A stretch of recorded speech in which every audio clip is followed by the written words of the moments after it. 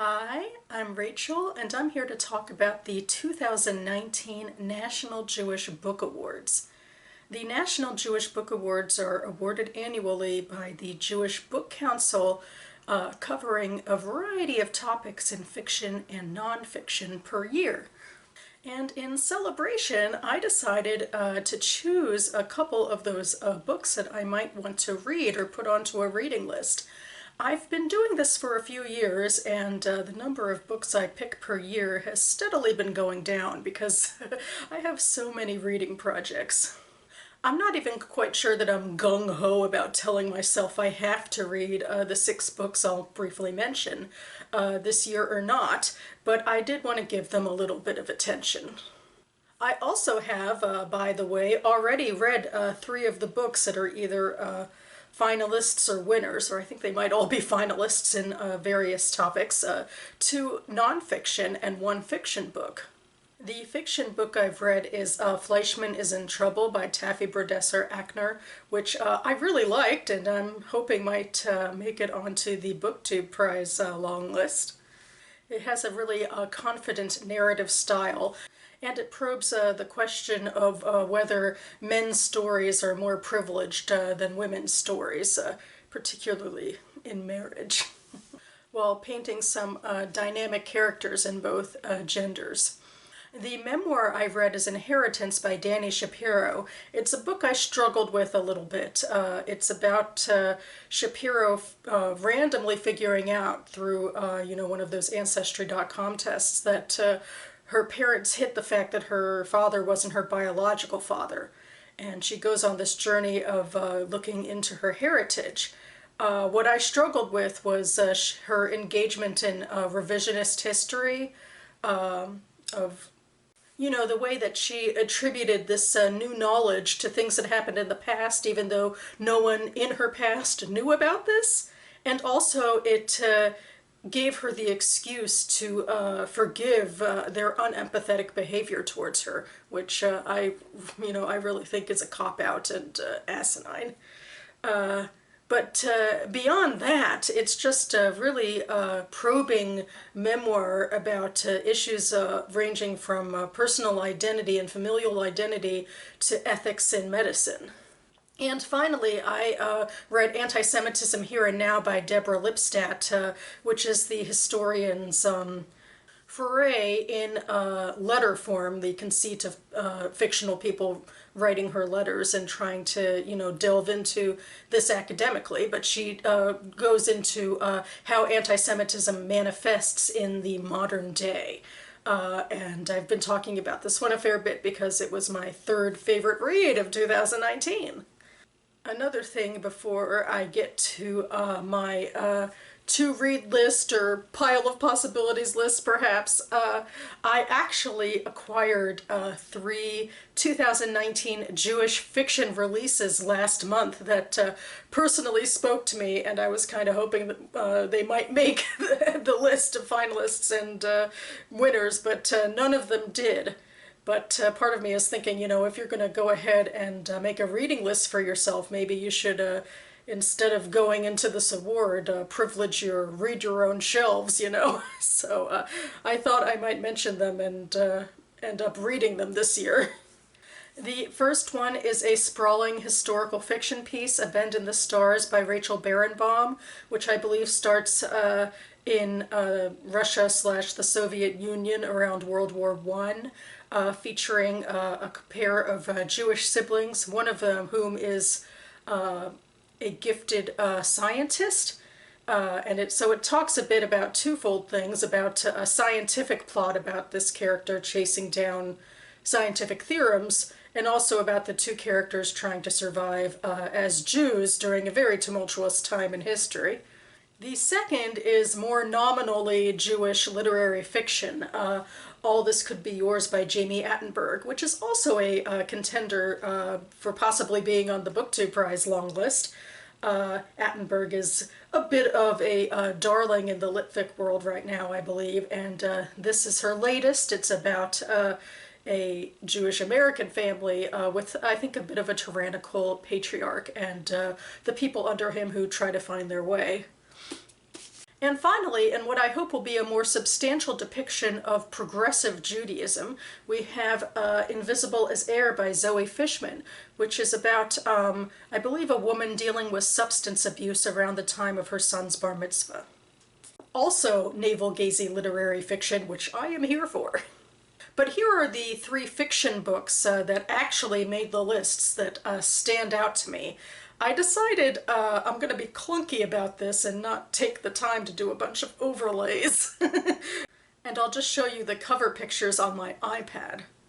Starting with this one, this is Naamah by Sarah Blake, which actually is also a possible contender for the BookTube Prize long list. And this one I believe I also really will be reading as part of another project that I'm doing, because this is a I don't think retelling is the proper word. I guess it might be, but from a Jewish perspective, it's talking about the life of Noah's wife, the biblical figure. And of course, the wife has little to no, character arc within the Bible.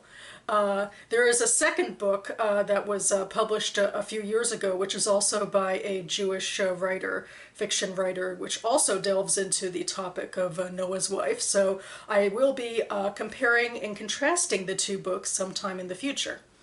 The second book which caught my eye is Willa and Hesper by Amy Feltman. This is part of my Contemporary Jewish Lesbians published by a small press campaign, so I believe. I read a similar book last year along those lines, and I really liked it, so I thought, why not keep the party going? That book was Paper is White by Hilary Zaid, and I will link to my review down below. And finally, hearkening a bit to A Bend in the Stars and a particular sort of intersection between history and the STEM research, this is The 10th Muse by Catherine Chung. It is about a gifted female mathematician in the 50s and 60s who is studying a particular theorem, and I believe it takes her to Europe and to uncovering things that happened in the 40s there, which I believe will be some intersection with the more Jewish themes. So I'm curious to see, about how this intersects with Jewish themes, because it's not so overtly obvious on the surface, so I'll have to see. Finally, I come to the 3 nonfiction picks that really stood out to me. The first one I've been thinking about a whole lot for the last month or so since I first heard about it, I believe. So I do think I'm going to end up getting to this one this year. This is Here All Along by Sarah Hurwitz. Hurwitz was an Obama staffer, I believe, a very accomplished young woman within her field who decides to give religious Judaism a chance by way of a study. So not by way of becoming Orthodox and maintaining traditions that way, but by way of, I guess, joining what we might call the Beit Midrash, the house of study in Jewish circles, where you sit and learn about various aspects of religious Jewish identity from a far more complex adult standpoint than one might do as a bat mitzvah kid or bar mitzvah kid back in the day. This really speaks to me as somebody who, as an adult, is trying to connect a bit with Judaism. I primarily myself read and study more cultural and historical Judaism, but I do occasionally also dabble in religious classes taken through my synagogue. So I'm very excited to hear her take as a millennial woman my age, basically saying, you know, Judaism has something to offer to progressive young folks like us. Because I agree. I come with bias. The second nonfiction book I want to point to focuses on something I read a lot of when it comes to Jewish nonfiction that's been championed by the Jewish Book Council. This is America's Jewish Women by Pamela S. Nadel. It's a social history book, basically, about Jewish America told through a specific lens, and this is the widest lens so far that I've read, I believe, because it's all about the gender of women. And I am very excited because, you know, throughout most of history, women take a back seat, really, in most of Western culture to men and their exploits. So I am ready to put them front and center. This actually is a relatively short book, I believe, for the topic, although I guess on the flip side, at least it'll be quicker to get through, and maybe at least offer a bit of a primer. We'll go from there. And finally, in the topic of biography, we have Dissident Rabbi, The Life of Jacob Sasportas by Yaakov Dweck. This stood out to me because Sasportas became a supporting character, as it were, in my favorite read of 2019, The Weight of Ink by Rachel Kadish, a historical fiction novel which takes place during the 17th century, right after Jews are officially welcome to come back to England. And a lot of refugees of Spain and Portugal and the Inquisition by way of Amsterdam come back to England, and the Jews in hiding there come out of hiding. And Sasportas was a Sephardi rabbi, a Spanish/Portuguese rabbi who was there for a time trying to rev up the Jewish religious community there. I also know that he was involved in a whole bunch of other stuff, including speaking out against Sabbatai Zevi, who was a false messiah around that same time. I only know a little bit about him, so be curious to learn more.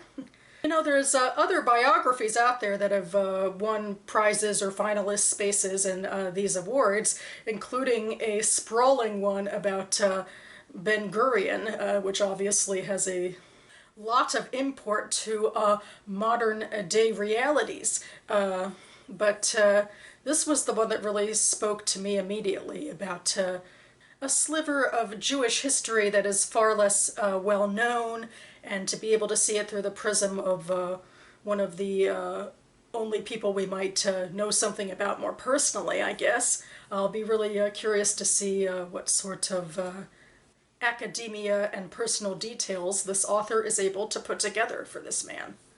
So that about covers it for me now. I will leave links to all of the Goodreads pages for these books down below, and specifically for the reviews I wrote for the books I've already read. And I'll also leave a link to the National Jewish Book Awards in case you want to look more deeply into these books and to the other books. There are several which made various winner and finalists lists this year, or any other year that the prize has been ongoing. I guess I feel a little underwhelmed because I am not going gung-ho for reading off of this awards list, but I am an official judge for another book award, which so those are the books I should be privileging, I guess. And I don't want to hold myself too accountable to too many other goals, but I do know that I will probably be getting to at least a couple of these in 2020. So check back. And also check back tomorrow, because I'll be doing my next Friday Reads video. So the reading fest continues, or that's the goal. So thank you so much for watching, everyone, and I'll see you next time.